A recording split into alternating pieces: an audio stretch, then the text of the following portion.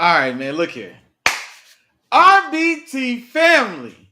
What is the deal, man? It's your dog Willie Jack, and we are back, baby. Back with more NFL action. Hey, look here, man. It's been a while. It's been a minute, been a while. All right, it's been a minute, been a while. But we back, man. We back. I ain't gonna lie to y'all.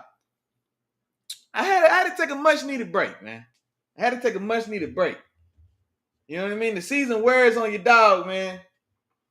But I hope y'all been missing me like I've been missing y'all, man. I miss talking ball with the dogs, man. And so we're just going to jump right back in. We're just going to pick up right where we left off. We're going to come right back like we left something. Because the draft is here. Hold on, let me get my situation together. Get my camera together. There we go. But yeah, so, of course, the draft is here, people. Okay? It's Draftmas Eve right now. All right? The draft is here. Round 1 of the NFL Draft 2025 kicks off tomorrow night. I am super geeked about it. I'm not going to lie. I always like geek out about the draft anyway. But I'm telling you, I'm excited. Can't wait to see what happens. Who goes where, with surprising trades, surprising moves, all the good, all that good stuff, all that fun stuff. What my Steelers going to do. Can't wait to see. And so, yeah. But I tell y'all what, man. Y'all go ahead, get on in here, get real comfortable, sit on down. Somebody tap in with your dog. Tap in with your dog. Let me know what's going on. Like I said, man, we got a lot to talk about. We got a lot to catch up on. It's been a while. It's been a while for sure. But a couple things, I guess, as far as what we're going to do tonight. So, now it is the first show back. It's been a while. We're gonna just ease ourselves on in. You know what I mean? So we'll just see how it goes. I do, and I'll probably talk about this more when some more y'all get in here, but I do plan on going live tomorrow for the draft. So just a draft watch party, similar to what I did last year. Just gonna be live, me watching the draft, sitting there probably having a grown adult beverage or two. You know what I mean? Enjoying myself and just giving live commentary on the draft. And so definitely feel free to tap in with your dog. You know what I'm saying? We'll have a draft party just like that. Yeah, we'll make it. We'll try to make it fun and just hang out while we tap in and watch that draft for sure. And so, but no, man. Other than that, I mean, and what's crazy, I didn't know what we was gonna do tonight. But I was like, you know what? The draft is here. Draft's tomorrow. It's been a minute. Let's go ahead and tap back in. But one thing I will do, I haven't posted as much draft content this go round. Sorry about that. I'm still doing work though, man. I'm still doing work in the background for sure. But I figure drafts tomorrow. If nothing else, Mom Duke's in the building. What's going on? Say, if nothing else, I could do a little mock draft. I love doing these little mock drafts anyway. I've probably done 1,000 of them, like I do every draft season. I haven't posted or published any, or you know what I'm saying? I haven't posted any of them, but I figure if all else fails, for sure, with the draft being tomorrow, what better time than now to go ahead and do an RBT mock draft? We might as well do it together. You know what I'm saying? So that may be what we do. Then, of course, you know what I'm saying? We'll see where the night takes us. You know what I mean? Y'all know we always love open communication, man. It's a safe space. Speak your mind. Speak your mind. Speak your mind for sure. Talk to me. You know I talk back. Mom said, what's going on? Big Nation business in the Big Nation family in the. Wait a minute. What'd you say? What's up, Big Nation family? Have a blessed show. There we go. Appreciate you. See there? I'm rusty, but I appreciate you all the same. All the same for sure. But yeah, you know what? Without further ado, I'm gonna go ahead and just start running this mock draft. I'll probably just give some of my thoughts while I do it. You know what I mean? And so we'll do it like that. And then, of course, as always, if something comes up, something's on your mind, something in your heart, let it fly. Let it fly. And we'll see what we can do. We'll chop it up. Now, bear with me as well. I'm trying something new. All right? I'm trying something new. Let's see if we can get it to work. Okay, here we go. Okay, so I've got it queued up. And actually, I'm going to take this down. So as you can see, of course, I am on PFF's website using their mock draft simulator. Shout out to them. They're getting a little stingy, though. They're getting a little stingy, but it is what it is. But yeah, so honestly, no secrets, no special sauce. I'm just going to get right in. So we're going to go through and do our own little RBT mock draft, like I said. So let's get it started. Let's see what we got. Now, of course, if you're following the draft, even if you're not following the draft, it's no secret at all. The first pick of the night will be Cam Ward, quarterback from Miami, going to Tennessee. So no question, but no qualms there. And I think it makes sense as well. I definitely like Cam Ward as a player. He was also my number one quarterback in this year's draft cycle as well. And so I definitely agree to pick, no problems there. And you know what? I should have probably established this. I think we'll do this one. We'll do this one more. I'll try to stick as close to as I can for like what I think will actually happen. Then, of course, maybe I won't be able to help myself, or if I don't, you know what I'm saying? We'll see what happens. But ideally, we'll probably try to play it pretty close to as realistic as we can get it. Now, moving on, Cleveland Browns. We're going to go ahead and go with Travis Hunter, of course. No secret as well. I feel like the first 2, 3, 4 picks are pretty locked in. Travis Hunter, my number one player on my board, best player in the overall prospect in this year's draft, receiver, corner. And what's crazy about Travis is going into this draft season, I thought I would prefer him as a corner. But then when you actually go back and look at the film, no, he's a receiver, man. I think his heart's at receiver. He wants to be a receiver. He also just does corner really well. And so you get a 2-for-1. It makes sense for Cleveland as well. I like the fit. I think he can help on both sides of the ball for sure. So I like that pick. Number 3, Abdul Carter. And it's not necessarily they don't have a gaping hole or need at the position. He's a pass rusher. They've got 2 good ones. They've got Brian Burns, who they paid a lot of money to bring from Carolina. They drafted Kayvon Thibodeau just 3, 4 years ago now, so he's still young on his rookie contract. But especially in this draft class where there's not a lot of premium blue chip talent, or at least by comparison to like some other years that we've seen.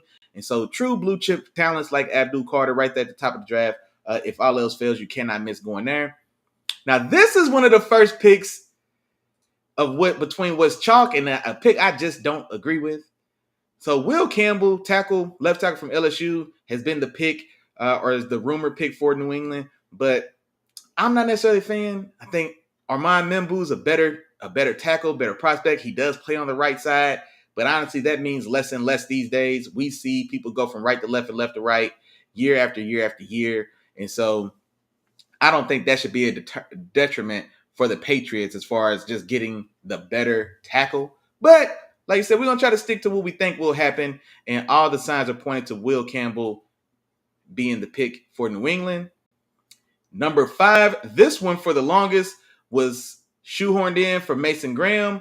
But if you're paying attention and listening to all the signs of the rumors, it looks like they are going offense. And not only are they going offense, but it looks like they are going with Ashton Jeanty, top running back in this year's draft class as well.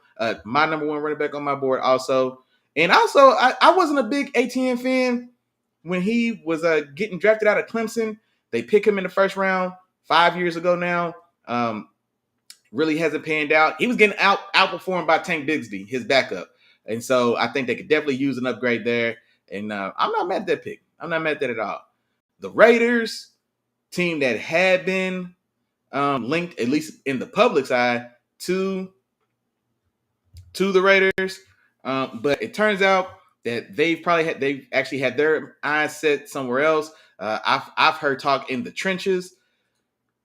And so either that being offensive line, specifically a tackle, or defensive line.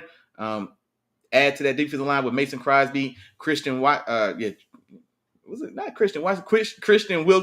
the big free agent acquisition from last year. He got injured. And so really didn't really get his feet wet much, and so you can add to that defensive line to keep strengthening that unit, or solidify that offensive line. You've got Colton Miller on the left side, the young guy they drafted on the interior last year, but that right tackle spot is still a place that could use a good upgrade. So between the two, I'm gonna go with. See now, look now I'm on the spot. Now I don't know what to do.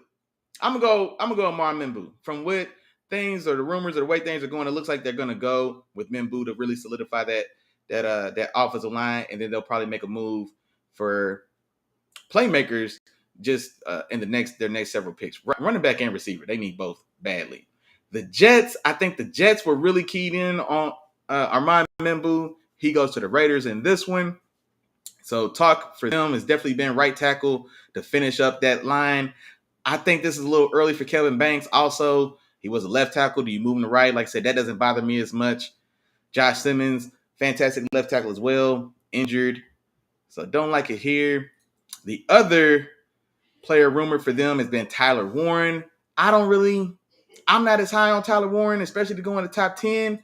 But I do like the thought of Mason Graham lining up next to Quinnen Williams to really help strengthen that defensive line, especially on the interior. They've got two young edge rushers, and they've got Quinnen Williams. He definitely needs help inside. And so Mason Graham, I do really like that fit. Carolina Panthers, where are we going to go? So Jalen Walker is the guy who's been rumored to them.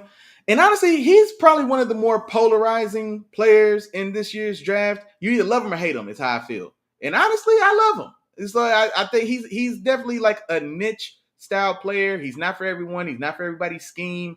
But it's one of those things where if you get it, you get it. As crazy as that sounds, if you get it, you get it. I feel like I get it. I like him. Eight's definitely a little premium. Eight's a lot premium. It's a little rich, but it does make sense. They're looking for somebody to add some juice to their pass rush. The style of player he is fits well with a player in Frankie Louvu, who really made his name playing in this defense, and who is also this similar style of tweener player, edge rusher, combo, stack linebacker. He's also from the Carolinas as well. Similar to Xavier Legette, saw them draft last year, who's also a Carolina native, so they can get another homegrown kid and hopefully add a stud to that defense. The Saints here, a lot of news about Derek Carr maybe not being healthy enough to play next season. And then even deeper than that, people are saying that it may just be a ploy because he's eager to just get out of New Orleans. I don't know why, because I don't know where he's going. But be that as it may, they definitely it definitely appears that they need a quarterback. From from all accounts, it sounds like they're not in on Shedeur Sanders. The guy it looks like that they have had interest in would be Jackson Dart, but Jackson Dart in the first round for me is hard, let alone in the top 10. I can't get there. I just can't do it. They are changing that defense. Brandon Staley's coming over. He's going to bring a 3-4. That defense, it definitely needs some juice as well. Cameron Jordan, the elder statesman there, you can lose a replacement or a young guy to kind of get under his wing this year before taking over. They need juice off the edge as well as a pass rusher. I'm not a big Walter Nolan guy, but I can see why they may be interested. I like Mike Green, but it doesn't look like he's their type of guy either. And from what I've been seeing, it looks like they're more so in the bigger body market for their edge rusher, Shamar Stewart or Mykel Williams. Well, this is way high for me for both of these guys. I mean, this is still pretty high. But if we're trying to stick true to the things that have been said, the rumors that are going on, I'll do my best to try to play it that way. Between the two, athletic specimen and Shamar Stewart doesn't have little to any production. He misses more plays than anything. If he just finished the plays that he gets in position to make, then he probably would be a top 10 style of pick. He's got tremendous size. He's 6'5", 260 pounds. He runs fast, jumps high. He does all the things you want him to do except make the play. Except bring the quarterback down. Then Mykel Williams, he's another big body, strong, powerful guy, more of a run defender. I want Shamar Stewart because he's just the athletic upside, and especially if you're going to ask him to stand up, I think he's better suited to do that than Mykel Williams. So there we go. Chicago, Ashton Jeanty already gone. I think he's definitely the guy that they would prefer. He's not here. I think they will look to add some pieces to that defensive line. You've got Montez Sweat, came over from Washington a couple years ago. He's been a pretty solid piece. I think you still haven't had a player on the inside really shore up the rest of that defensive line. Jervon Dexter out of Florida. He's not a guy that's going to stop me from adding a body on the inside. Dayo Adebimbo.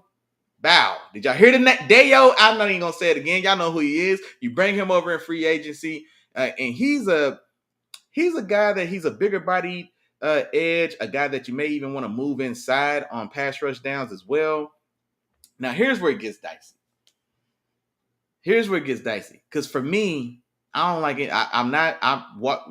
Walter Nolan in the top 10 for me is crazy talk. I just can't get on board. I really like Kenneth Grant. I do. Call him a nose tackle if you want to. He's 6'4", 330 pounds, nimble. You know what I mean? Like I'm not opposed to Kenneth Grant going right there in that spot. But sticking to my guns, if I had to see, I think it's going to be between Walter Nolan on the inside or Mykel Williams is another guy that I've heard as well. And by all accounts, Mykel Williams is going to go. He's the guy that's going to go in the top 10. And so putting him there on the other side with Montez Sweat, and I actually don't hate that. Like, I don't necessarily think he's a top 10 player, but he's big, he's strong, he's a stout run defender. And then, of course, like pairing him up with Montez Sweat, who is a capable pass rusher, I think he can be a nice compliment. So we'll go ahead and make it happen. San Francisco at 11. They also desperately need help on that defensive line. Nick Bosa is on that defensive line, fighting for his life. He's got no help. They rotated bodies through there from DeForest Buckner to Eric Armstead to Javon Hargrave. Solomon Thomas. So they've been trying to really get another bookend or cornerstone piece to that defensive line to pair with Nick Bosa now for, it feels like, the whole time that John Lynch and Shanahan have been there. So I think this is definitely the draft in which they could do that. Robert Salah, their former defense coordinator, went and coached the Jets. He came back. He does like these athletic, one-gap penetrating style of defensive linemen. So I do think Walter Nolan's in play here. Mike Green, he's undersized, but he's a dynamic pass rusher as well. James Pierce Jr., I really like James Pierce Jr. He's got some stuff going on that's not my business, so I don't ever let that stuff deter me. So if I was going between one of these three guys, I'm not opposed to James Pierce Jr. And especially with Robert Salah, he doesn't mind the undersized, like I said, these undersized, speedy guys. But sticking to my guns, okay? The bigger, larger draft community is way higher on Walter Nolan than I am myself. PFF has him ranked as the number 7 prospect in the entire draft. I don't see it. But that's where we'll go to see if they can get him, develop him, and maybe maximize the things he does best, especially playing in that style of defense. So there we go. Cowboys, where are they going? Receiver is the move for them. I think Ted McMillan is a guy that a lot of Cowboys fans, at least down here in Dallas, that this is the name that they mention a lot. I'm not a big Ted McMillan guy myself, but the other name attached to the Cowboys has been Matthew Golden. And actually, I think I like Matthew Golden better than Ted McMillan, but I like his fit here as well. I do.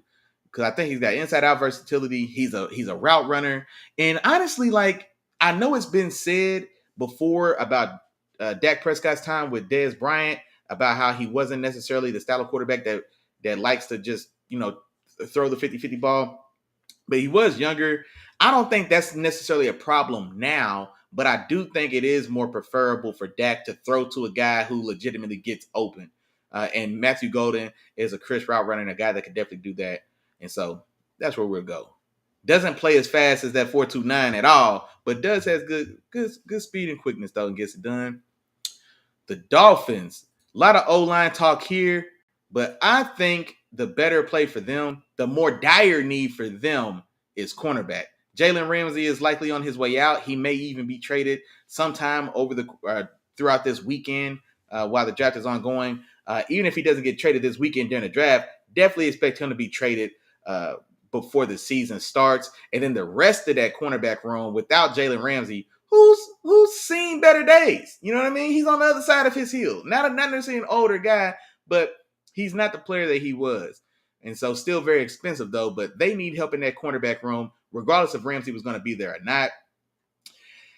Will Johnson, there's a lot of question marks around him. And I'll tell you a guy that I like a lot is Maxwell Harrison, honestly. And if I think these would be the two names for me to consider. And so the larger draft public isn't as high on Maxwell Harrison as I am. And so Will Johnson still got a lot of stuff going on as well. People have questions about his speed. He didn't work out fully this whole draft season. Even when he did do a later workout, he still didn't run a 40 because the biggest question people have about him has been his speed. And so while it's still a question mark, I would love to see Maxwell Harrison go here. Me personally, I would love to see that. But I don't think he would be the pick. And instead, I think the Dolphins may instead turn to Will Johnson. And that's where we'll go. If it's got to be between the two. The Colts, no secret here. They've been desperate for a tight end. Tyler Warren and Colston Loveland are the two top guys. I'm probably more partial to Loveland than I am Warren, but be that as it may, I think Tyler Warren will be the guy if he's there. Atlanta desperately needs a pass rusher. They have for decades now, it seems like. And honestly, the way this draft is breaking out so far, there's some good ones on the board. I like Mike Green and James Pierce Jr. a lot. I think I've got James Pierce Jr. just ahead of Mike Green on my own personal board. But I keep telling y'all, it's not what I would do. I think we're trying to predict the pick. And if this is the board, when Atlanta's on the clock, I think they would go Mike. Ooh, wait a minute, would they? Because Mike Green's got a little baggage as well. He's got some stuff off field as well going on with him. Now that ain't my business. I don't get into all that. You know what I mean? I just talk ball. I don't get into all of that. James Pierce Jr. So okay, now it's interesting for me because James Pierce Jr. and Mike Green both have some stuff off the field, and so how do you weigh one versus the other? I'm not gonna lie. The talk is James Pierce Jr., if he goes in the first, is going to be in the bottom of the first. So we'll go Mike Green. Arizona, I think this is also a team that would have been in on Will Johnson. I like the young cornerback group. I like the young corners or young secondary they got there.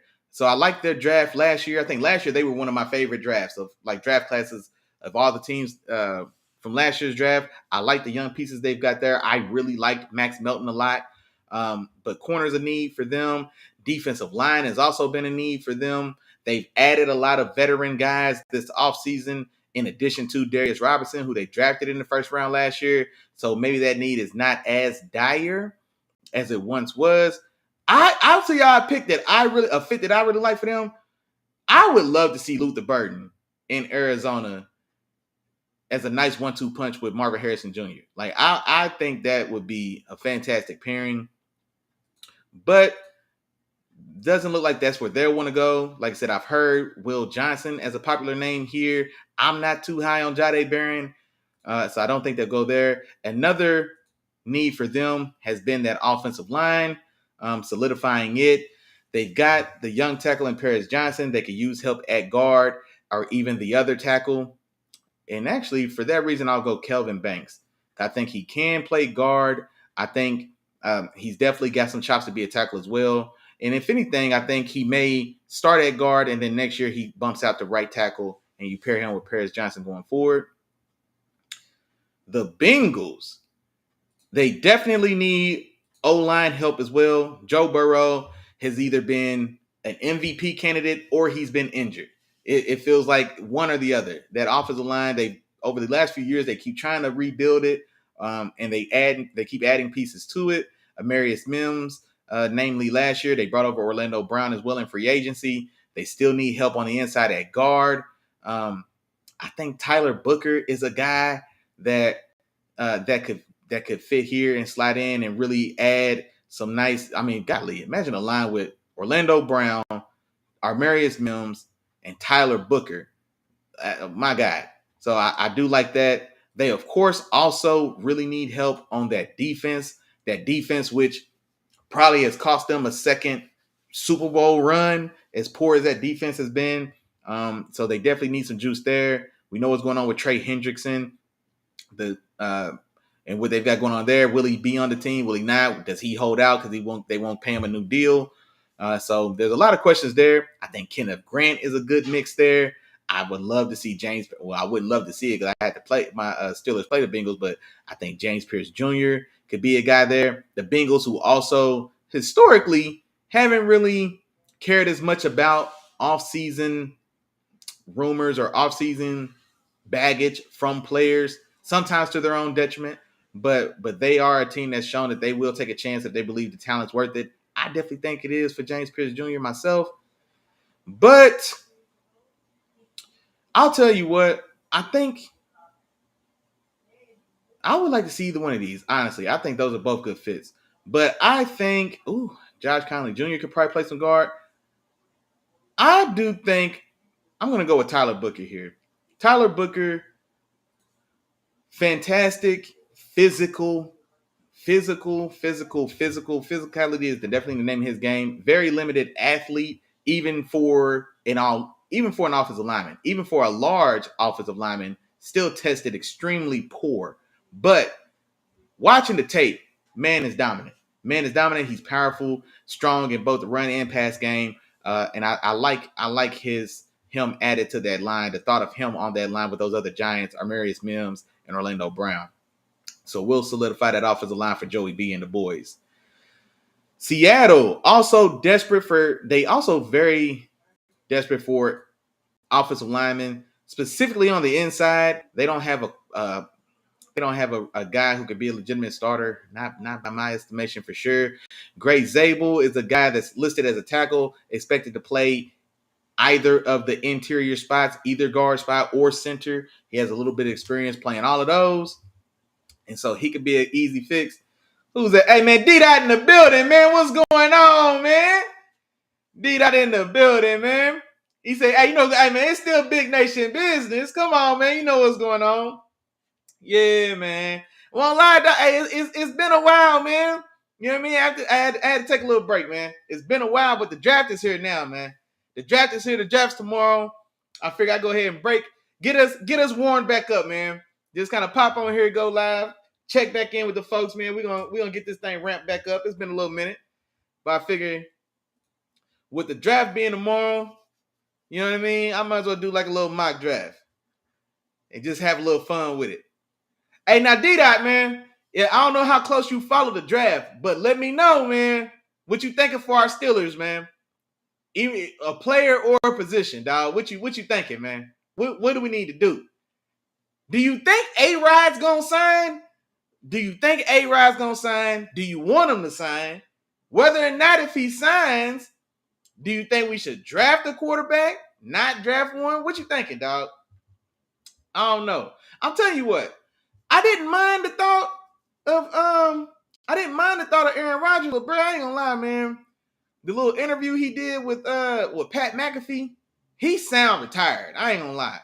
And when a guy sounds retired, like when a guy talks as comfortably about retirement like he is, he's already 40. He's over 40. You know what I mean? Like, I don't know, man. Them days are probably a little numbered, dog. Them days is probably a little numbered. But at the same time, I don't know if I really want to bet the whole season on Mason Rudolph, man. And shout out to Mason Rudolph. I appreciate what you did 2 years ago, Playboy. You know what I mean? I appreciate you. Don't mean I want you to start for 17 weeks. Don't mean that, though. But yeah, man, I don't know what to expect, dog. They saying Shedeur might drop to us.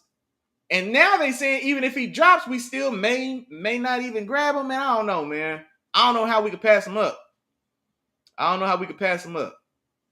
See, I can't wait to see what we do, dog. I can't wait. Let me see. Where was we at, man? See, I'm just not that high on Ted McMillan myself personally. Even though Seattle, they've added some bodies to the receiver room, namely Cooper Kupp. They already had JSN, Jackson Smith, and Jigba. Both those guys are best in the slot, and so they could still use a bigger body outside guy. But just Ted McMillan just doesn't do it for me, man. Ted doesn't do it for me. My dog D-Dot said, man, we just really need we just need a captain to set the ship. Man, exactly, dog. Exactly, man. For like 5-6 years. Like, dog, we've been just good enough to not be bad. You know what I mean? But just like you said, bro, we can't get over the hump because we ain't got no captain selling the ship. You know what I mean? There's only so much we can do. There's only so much coaching you can do. There's only so much heavy lifting the defense can do. There's only so much heavy lifting, like there's only so much and so far you can get before you just have to have. You gotta have a guy, man. You gotta have a quarterback. Just like my dog D-Dot said, man. You gotta have somebody to be the captain of the ship, man. And that's what we haven't had, dog. That's what I'm saying. That's why, like, even like as whatever's going on with Aaron Rodgers, shit, if he called me tomorrow, I'd be like, man, go ahead, come on, man. I ain't gonna turn him down for what? Why would I turn him down? I don't want Mason Rudolph to start 17 games next year. Hell no. So I say, man, go ahead, bring him on, man. Go ahead, bring him on. I take him. And if Shedeur falls to 21, please take him. I'm at to call Mike Tomlin, man. I'm at to call Mike. Like, hey, Mike, man, don't play around. Don't get cute. Don't get cute right now. All right? My dog said how I feel about Milroe. And you know what, man? I actually just went back and watched Milroe again fresh here just like a couple days ago as well. And I like Milroe. I do. Well, like, I like Milroe because just as raw as he is, but man, he's the prototypical boom bust. Like, if he hits, he's easily the most natural, like the just raw talent. I mean, he's got the strongest arm. He's the fastest. You know what I mean? I mean, he's got all the raw tools, but he's also got the biggest bust potential as well. Of course, I wouldn't like. I don't want to take him in the first round. Honestly, I don't want to take him in the first round. I don't think he'll be there when we pick again in the third.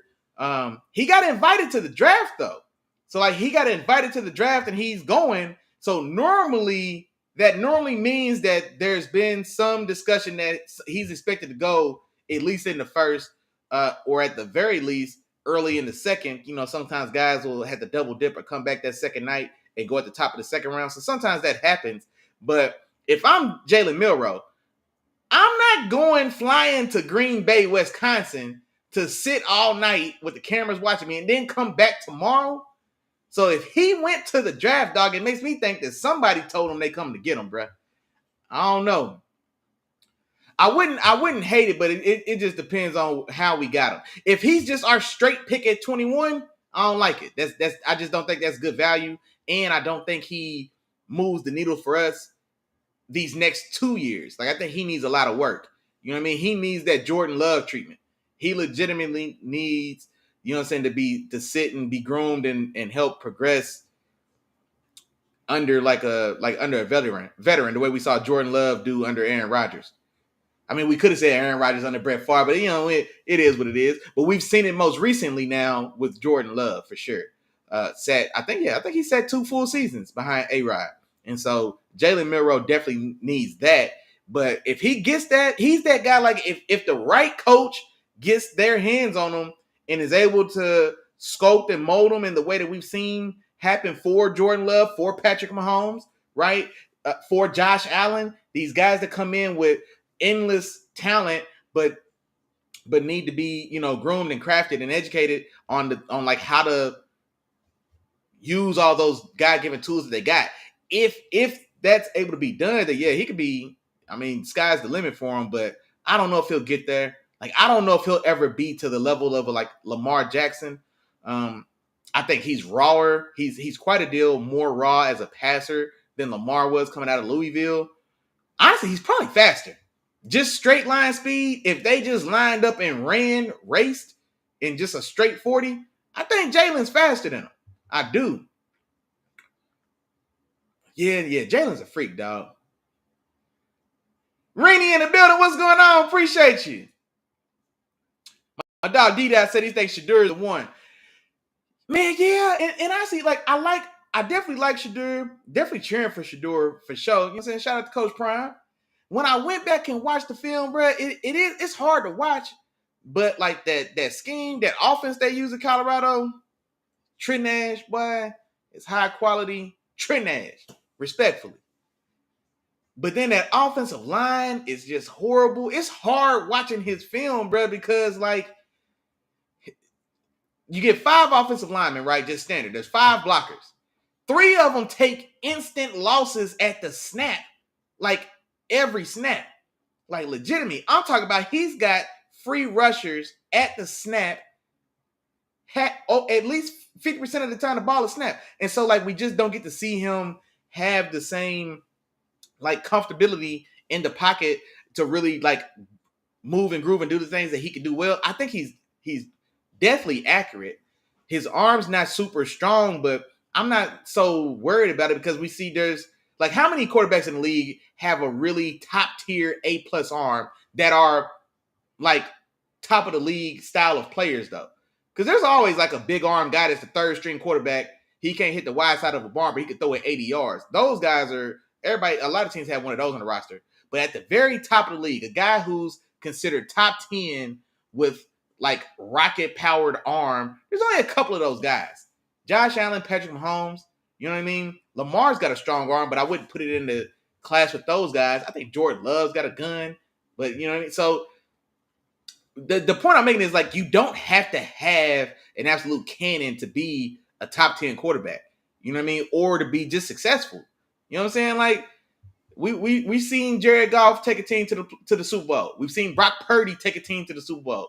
We've seen Kirk Cousins get cashed out $120 million. You know what I'm saying? So like you can find success and be a guy with a, you know, like a B or an average style of arm. You know what I mean? We've seen it happen. So I don't necessarily mind that as much. But now I'll take him in. I'll definitely take him in Pittsburgh, man. I'll definitely take him in Pittsburgh. Rennie, we not bringing Russell back. Hell no. For one, he signed with the Giants. And for 2, no. No, we not. We not bringing him back. Sis in the building said, what's going on, RBT family? Hey, hey, it does feel good. I'm not going to lie. I'm not going to lie to you. All right? It hadn't been smooth sailing. You know what I mean? I'm a little out of practice. A little rusty. You know what I mean? A little out of practice, a little rusty. But we back, though. We back. It's Draftmas. It's Draftmas Eve. The draft is tomorrow. I was like, man, I can't have the draft coming up tomorrow and not even tap in with the game. Tap in with the team. So, yeah, we back. We back. As I say, you know, and honestly, like, even for this show, just kind of you know what I mean? Just kind of sitting here chatting. I'm doing like a little mock draft in the background. You know what I mean? Feel free to comment if you got a question or you want to just make a comment about a player or about your team or whatever. Of course, you know, go ahead, drop it in the chat. Talk to me. You know, I talk back. And then y'all just kind of just going through here, doing a little mock draft in honor of the draft being tomorrow. You know what I mean? Just getting warmed back up. Hey, sis know what's going on. But we back. Yes, ma'am. Yes, ma'am. So, yeah, that's how we going. Just kicking it. Just talking a little ball. You know what I mean? Just getting ourselves reacquainted. Tampa Bay definitely needs a pass rusher. They definitely need a linebacker. We haven't talked about him. Jahai Campbell's a stud. And I think he's a perfect fit for what Todd Bowles wants to do in his defense. Very aggressive blitzing coach. Jahai Campbell is an excellent blitzer. He's also got fantastic athleticism. He can move. He's really a dynamic player, and I think fits perfectly in Tampa Bay for what Todd Bowles wants to do for sure. And let me see here. The Denver Broncos. See, this is another one, man. I love the thought of Luther Burden here in Denver. And honestly, I'm not so sure that this can't be a landing spot. Sean Payton, reports are saying that Sean Payton, he's wanting somebody to really bring a lot of juice, to be be the guy that can like just to be a spark starter, man, for the offense. They're also in dire need for a running back as well. This is a popular spot for Omarion Hampton. I'm not gonna lie to y'all. I'm not as high on Omarion Hampton. I thought I would like Omarion Hampton way more than it turns out I do. Now that I actually went back and when I went back and watched this film, still a fantastic player for sure. But I don't think not as dynamic as I thought it was gonna be. Like, and I'm all for like a downhill, no nonsense, like big body power back. That's right up my alley. I love Adrian Peterson. You know what I'm saying? So like Adrian Peterson was 6'1", 215, but still he had a different gear, man, different juice. Omarion Hampton has similar sizes, a little bigger, 6'1", 220, a little over 220. Doesn't really float my boat, man. But he's the guy that I've heard most attributed to the Broncos. They definitely have a big need at the position as well.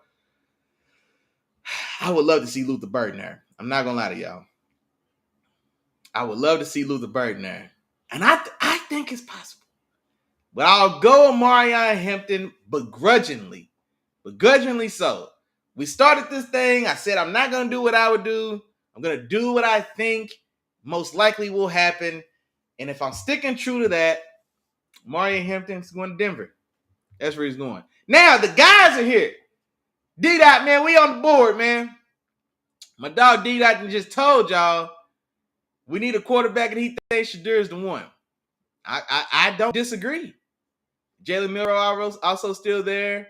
Jackson Dart as well. I think I like Jackson Dart. I don't love him. I don't see first round top 10 style of conversation that he's been getting in the like in draft media here lately. So I don't necessarily get that.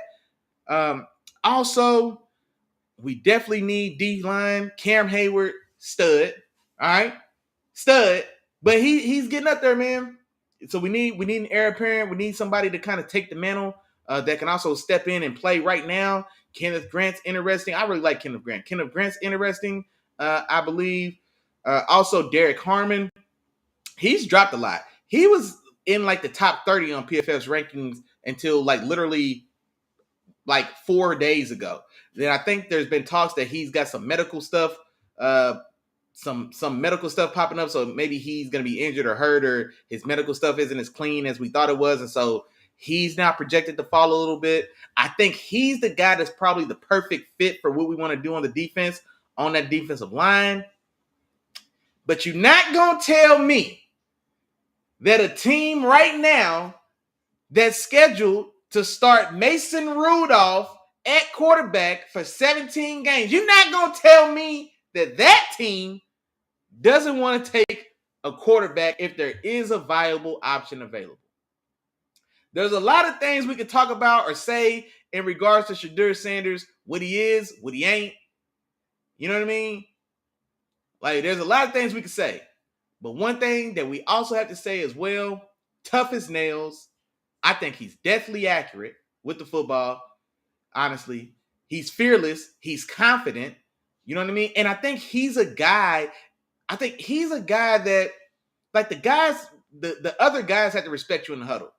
I think that was a thing for Kenny as well. Like I can't see I can't see Kenny Pickett telling George Pickens, "Hey man, chill out, focus up," and GP listening to him. Like, you know what I mean? Like, I just don't think he commands or is able to command the respect that I think a guy like Shedeur would be able to do, especially for a team on offense that is younger. I'm doing it, man. Shedeur Sanders, man. Welcome to the family, big dog. You know what I mean? Welcome to the family, bro. There we go. The Chargers on the clock as well. I think this pick for them is going to come down to a couple Michigan players. I think between Colston Loveland, Kenneth Grant, and if he was still available, Will Campbell as well, because I don't really love that cornerback room in with LA. I think any of those three guys would definitely be in play. Will Campbell's already gone in this iteration that we're doing. And I think definitely Kenneth Grant and Colston Loveland are two pieces they need. Poona Ford was a big part of that successful Chargers defense from last year. You lose him in free agency. Kenny Grant would be a seamless fit in this defense. They run the same defense. The Chargers are running the same defense that they ran under Harbaugh in Michigan. I think that lines up But then on the other side of it, man, I look at that the offensive weapons there. They brought over Najee Harris to hopefully be a bell cow back in the backfield. Justin Herbert had a excellent connection last year with Ladd McConkey as their primary receiver. They bring back Mike Williams to see what he's got left in the tank. Didn't have much of anything left at all. At least it didn't show much of anything at all in Pittsburgh for the last half of the season. May not have all been completely his fault. I don't know why we didn't get him on the field. But between these two guys, I want to lean Kenny Grant because I really like Kenny. I think Kenny Grant is a top 10 player in this draft.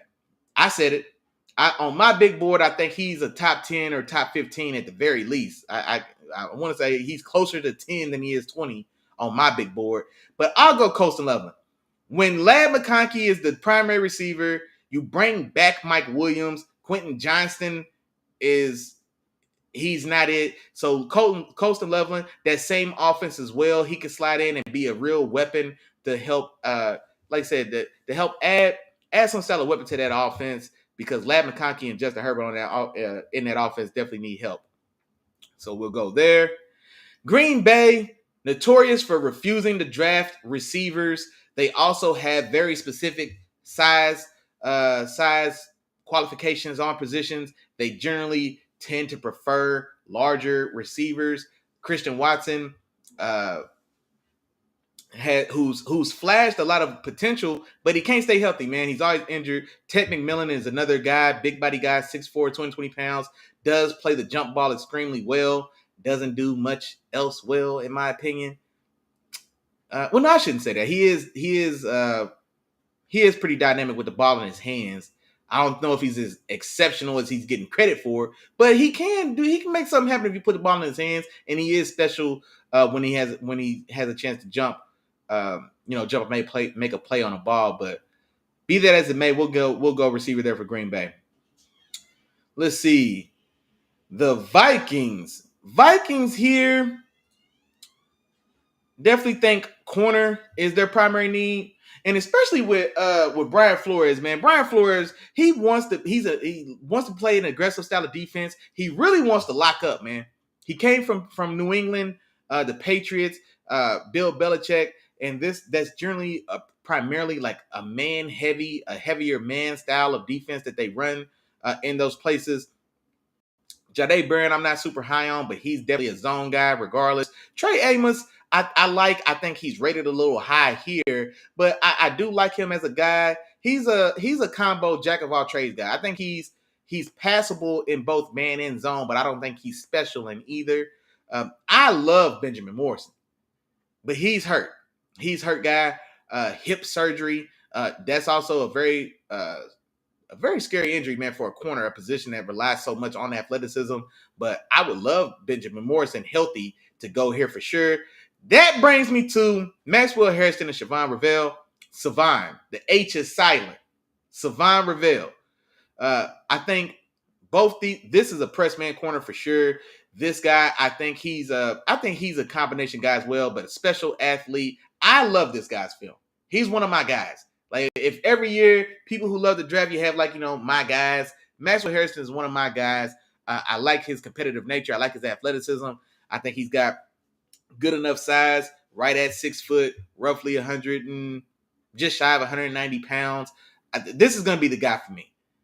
I think he played more of a zone corner in Kentucky, but I don't think it's because he can't play man. I think that was just more so they scheme. But I see a guy with the athleticism, twitch, agility.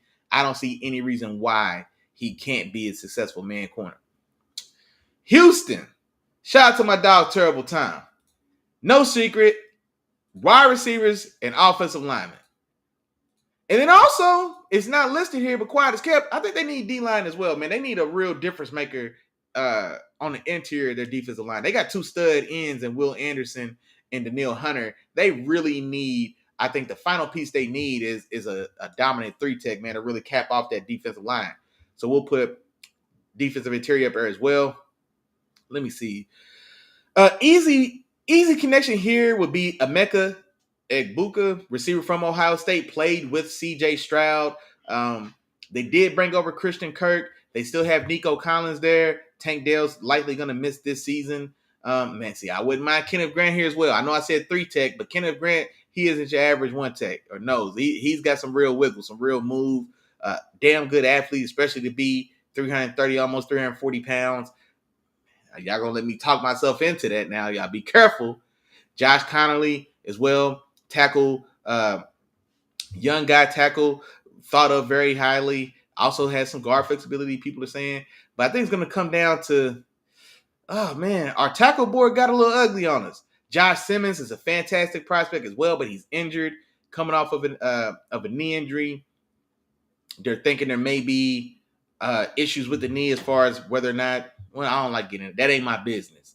But for an offensive line that's as in dire as need as they are, they can't afford to wait on a guy. I think they need protection for CJ Stroud right now. Emeka Egbuka. Did I just talk myself into Emeka Egbuka? Did I just do that? Josh Connolly. What else we got? Oh, wait a minute. Derek Harmon. Derek Harmon could be interesting here as well. I just was saying they need a big body on the inside, man, to pair with those 2 ends. I think Tyler Booker would have been a good fit here if we didn't already get him off the board. Or you know what? There is another guy, Donovan Jackson, also from Ohio State, played with CJ Stroud as well. He was primarily a guard, kicked out and filled in at tackle, and did a damn good job. PFF still lists him as a tackle. You know, he is a guard. I like this, man. I definitely like this. I think they really had to hone in on that offensive line. The weapons are one thing, but CJ Stroud can't have another year like he did last year, running for his life. And they're making it's no secret they're doing everything they can to really revamp that offensive line in Houston. And I think Donovan Jackson gives them some nice flexibility and able to just kind of do what you got to do to put the best 5 on the field. So I think he opens that door. The Rams. Let me see here. I think the Rams, now me personally, I think they need a corner. I definitely think they need a linebacker. I don't think there's any more first-round linebackers the way the boards went for us. They may need a tackle, more so a tackle of the future. They just re-signed Alaric Jackson, their left tackle. They got him a 3-year deal, for decent money, not world-changing money, top of the market money, but decent money. Rob Haverstein on the right side. I think he's on the last year of his deal. He's on the other side of 30. So whether or not they choose to bring him back, and then even if they do bring him back, well, how long do you keep him? And so I think Josh Simmons is interesting here. I think Josh Connolly Jr. is interesting here as well, because they don't necessarily need a tackle for today so much as maybe stashing a guy for tomorrow. I think both of those guys could make sense. As a corner, I think, Trey Amos can do what they need done there. They've got a guy, Ahkello Witherspoon, who, not to say Trey Amos is the same player, but, like a larger 6'1" or more style of corner. Like I said, man, just solid all around, but not special anywhere. You know what I mean? It's kind of, I think Trey Amos is kind of in that mode as well. So I definitely think they could upgrade there. Siobhan Revelle is interesting. Actually, Siobhan Revelle is real interesting. Tall press man guy. Puts me in the mind of like a Antonio Cromartie. I think that's interesting as well. I'm not gonna lie. I think we go with the offensive lineman here. I think we do. I think we go with the offensive lineman, especially the way that the board's falling for them. They're going pretty quick. So if you don't get them here, who knows when the next time you get a chance to get one. Simmons and Connolly. If you're gonna get one, if you're gonna swing for one, maybe you should swing a little big. I'm leaning swing big. I'm leaning swing big here. Siobhan Revelle. Nah, I think I do like with that young defense. Jared Verse is a monster. Braden Fisk. Kobe Turner. So that front 7 has a lot of pieces. I like what they did at safety last year with Cam Kitchens. Cam Kitchens was one of my guys last year as well. He was my number 1 safety. Loved his tape. He had a very successful rookie year as well. You know what? I like the thought of that. Let's go Siobhan Revelle. Now adding in, continue to add pieces in that secondary to try to catch up with that front seven. They've got a lot of good pieces in that front seven. Byron Young, another guy we didn't talk about. So they've got a lot of pieces in that front seven that play damn well, and I think that secondary, it's time to start adding to that room. Baltimore, oh, he's already right there for me. I think Malachi Starks here is a good fit for them. He's a safety. He has moved around and played a little nickel as well. Tough, smart player, not necessarily a physical specimen, but that's the same things that we said about Kyle Hamilton when they drafted him, and we see what he's done, turned into a top 3 safety in the league. And so I like this fit here as well. I think they could also look at edge. Who's there at edge before we make it official? Because they still need a pass rusher. James Pierce Jr. Man, that's scary. That's scary. I don't want to see that. Now, I think Malachi Starks, that secondary, before they moved Marlon Humphrey and Kyle Hamilton around and really kind of got that defense back on track, that defense was getting honey roasted. And so I think Malachi Starks lets them continue to kind of solidify that. I think he can be an upgrade over Ardarius Washington as well. I liked Ardarius Washington a lot coming out of TCU, but I still think you can upgrade there. And like I say, he does have some nickel flexibility as well. So that's where we'll go. Detroit, they have been desperate for a pass rusher on the other side. On the other side of Aiden Hutchinson. Aiden Hutchinson, who was off to a fantastic start to last season before he got injured, and that pass rush never recovered. All right, never recovered. And then that defense as a whole, man, it was just a war of attrition for the Lions defense last year, and they lost. I think they lost something like they had 20 some odd players on IR by the end of the season. More than half of those defensive players that had starts in that defense. So for them to make it as far as they did, overcoming all of that, kudos to Dan Campbell and the team there. But they've got to do something to add to this defensive line, specifically the pass rush. I love James Pierce Jr. I'm telling you, I really enjoyed James Pierce Jr. here. I think ideally they may want a bigger or like stronger, a bigger body defensive end to pair with Aiden Hutchinson. So you kind of get that, you kind of balance out.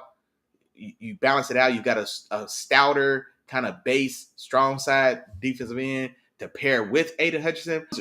And the Detroit Lions are definitely beggars. I like Nick Scorton as well. I do, but I'm not taking Nick Scorton with James Pierce Jr. on the board. And he's a wide 9 guy. He's built more so like a Brian Branch. He's like 6'4", 6'5", 245 pounds. He's lean, but man, he's explosive. He's got difference making juice off the edge. Put him in that wide line.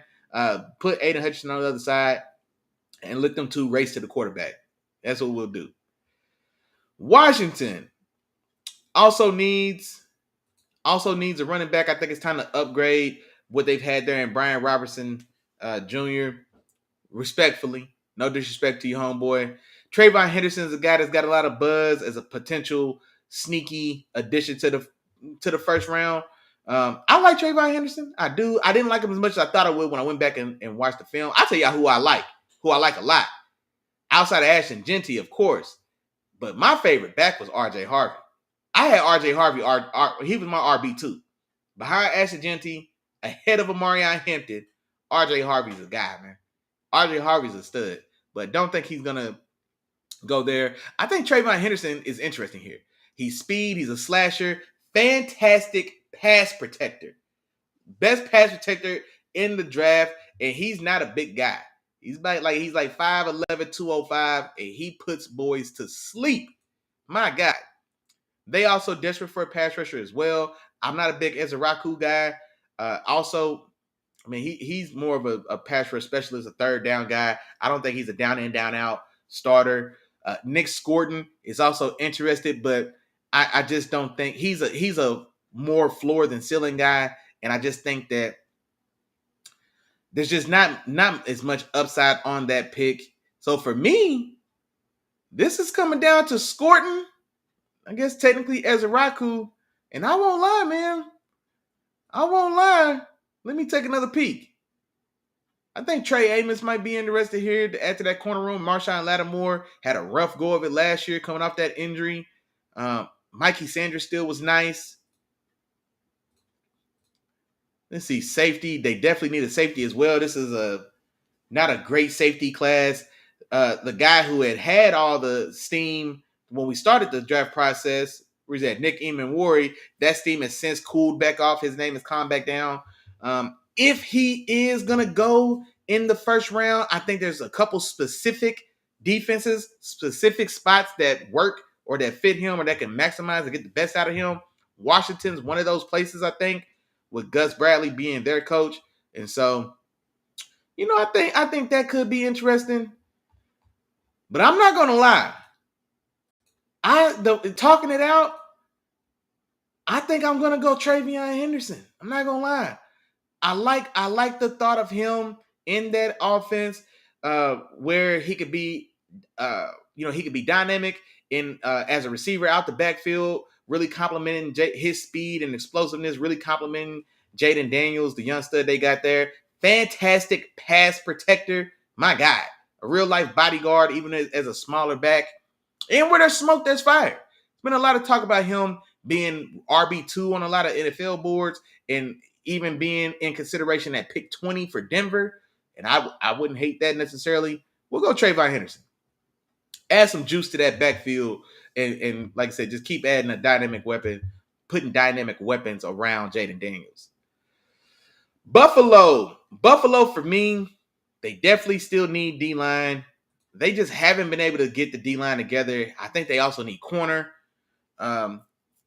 This is predominantly a zone-heavy scheme, and so Jahdae Barron definitely a zone corner. I don't think he's an outside corner, personally. I think he is a slot guy. He played outside this last year for Texas, but I don't think that's necessarily where his home is. I see his game more similar, honestly, in my mind. I think he's more for me. He's more Mike Hilton. He's more poor man's Tyrann Mathieu, I think. He's more in that mode than he is a true outside corner. But in this scheme, with this coach Sean McDermott, what they want to do, especially being as predominant zone heavy as they are, I like Jahdae Barron here. If Jahdae Barron's going in the first, I think Buffalo's the place. And especially the run that we had on defensive line, I think the guys that they would get are gone. And so you get a value pick there. Kansas City, I think they definitely can still add D-line, add somebody next to Chris Jones on the interior of that defensive line. But it's no secret, man, that offensive tackle, that offensive line has taken a beating these last 2 years. They actually sent Joe Thuney to Chicago after asking him to play out of position. And then he held up pretty well moving from guard to tackle until the lights came on, boy. And we got in the Super Bowl and they took turns teeing off on Joe Thuney. It got so bad they sent him to Chicago. That's crazy. But they definitely need a tackle of the future. Jawan Taylor, they can't wait to get rid of him. They bring over the swing tackle, backup tackle from San Francisco. You bring him in. And so I think that's a stopgap move as well. Just like a cheap lottery ticket. If he hits, great. You've got a starter. You've got a guy to fill one spot. And if he misses, like I said, you didn't spend too much. So it comes down between Simmons and Connolly. I think Simmons if Simmons wasn't injured, he's probably going to be a top 5 pick in this draft. And so now at the very bottom of the first, a team that definitely needs tackle. And honestly, the upside there is worth banking on at that point. So that's what we'll do. Then last but not least, we'll look at the Philadelphia Eagles. You're defending 2024 NFL Super Bowl champion Philadelphia Eagles. Excuse me. What do they do here? I think they also still have a hole at interior offensive line. Kai Becton, he left in free agency. The first round guys are gone, and Booker and I think Tyler Booker predominantly would have fit them. I think they also can still add to their defensive line. Milton Williams, he left in free agency. And then what's been the key to their success with Howie Roseman in the game there is they keep adding big bodies. They keep the trenches full. Oh my God. You see what this is why I don't do mock drafts. Because Kenneth Grant is still on the board. How in the hell did we get down here to pick 32 and Kenny Grant still on the board? My God. I'm upset. I was gonna give them Nick Scorton because he's and Nick Scorton is I like this tape. I like this Purdue tape better than his Texas A&M tape. But also, like I said, he was asked to do different things. He played a lot heavier than he had the year before. And so now, by all accounts, he's back down to around 265, 270, closer to his playing weight at Purdue, down from, I think he was listed as high as like 285, 290. And so I definitely think he's a guy that can fit the defense they like to run, rotating, keeping fresh bodies on that defensive line, going too deep. So he definitely fits that mold. But like I said, man, we got Kenny Grant still on the board. How did we let that happen? Kenny Grant's going in the first round. I'm telling y'all right now, Kenny Grant is going in the first round. How did I let this happen? Where should Kenny Grant have went? I was gonna say Arizona. They definitely added some pieces, but he could have went there. He could have went to Cincinnati for me because they definitely need some juice on the inside as well. In that division, playing the Browns, playing the Ravens, playing the Steelers, all of the three of these teams like to run the ball. So having a guy that really disrupt the run game makes sense there. He could have went here if not for Shedeur. He really could have went here if not for Colston Loveland. That's probably where I should have put him. In hindsight. But it is what it is.